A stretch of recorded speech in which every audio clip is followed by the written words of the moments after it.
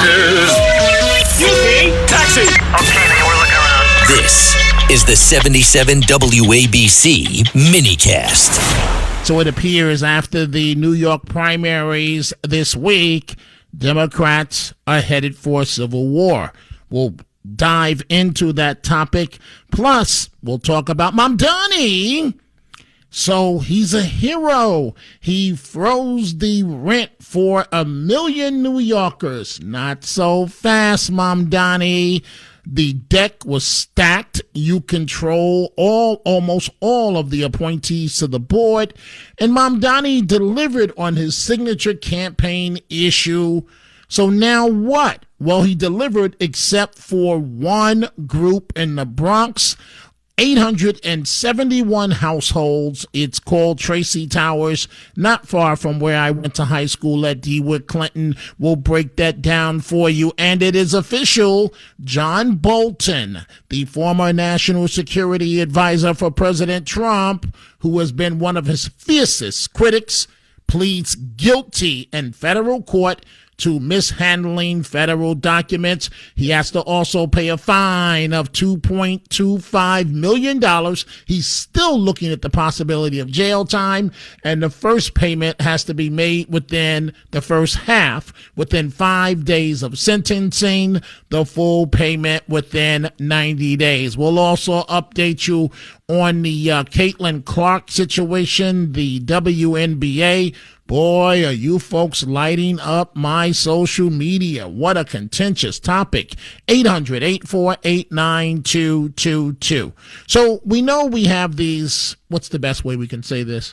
Progressives, these nuts that have won their primaries this week in congressional races backed by Mamdani. But you also have the moderate Democrats, the traditional Democrats, and they say that they are ready to fight back. Listen to this report from Fox News. According to this new report from Axios, a bunch of centrist House Democrats are, quote, preparing for war if the new slate of far-left members who just won their Democratic primaries ultimately end up joining their ranks in Congress and try to hijack the House floor to extract ideological concessions.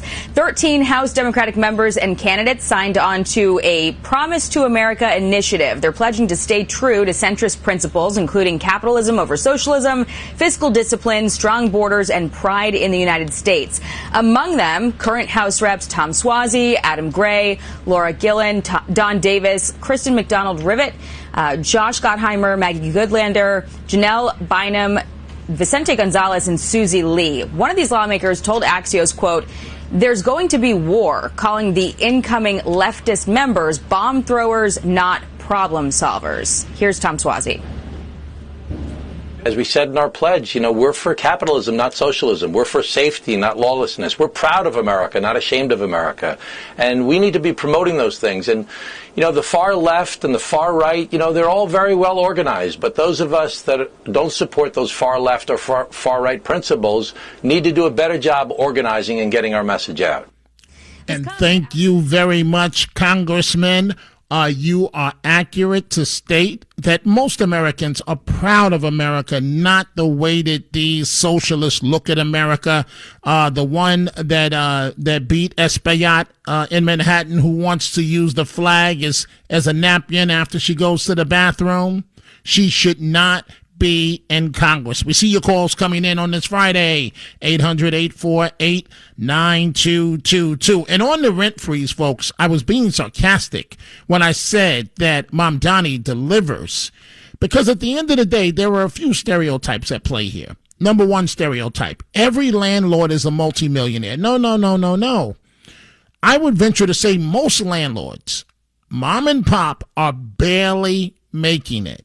And so they have frozen 1-year leases before, but for the first time now, 2-year leases. So what do you think's going to happen, folks? Right? I really want you to answer this. What's going to happen? Mamdani is continuing to run billionaires out of town. Now he's going to run landlords out of town. Who's going to be left to pay the bills?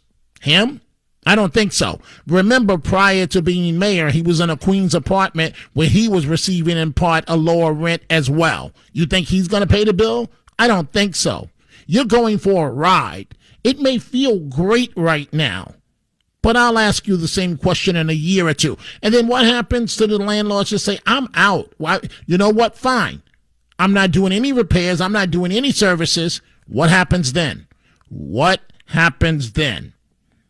We see all your calls. I'm about to begin with them, folks. I've been talking about this situation with Caitlin Clark, the WNBA, and a lot of folks are talking about it now. And there's no other way to say it. She's under attack because she is a very successful white basketball player. And the sisters, 80% gay, they don't like it. And they're being mighty physical with her. I want you to listen to this. I want you to listen to this, folks.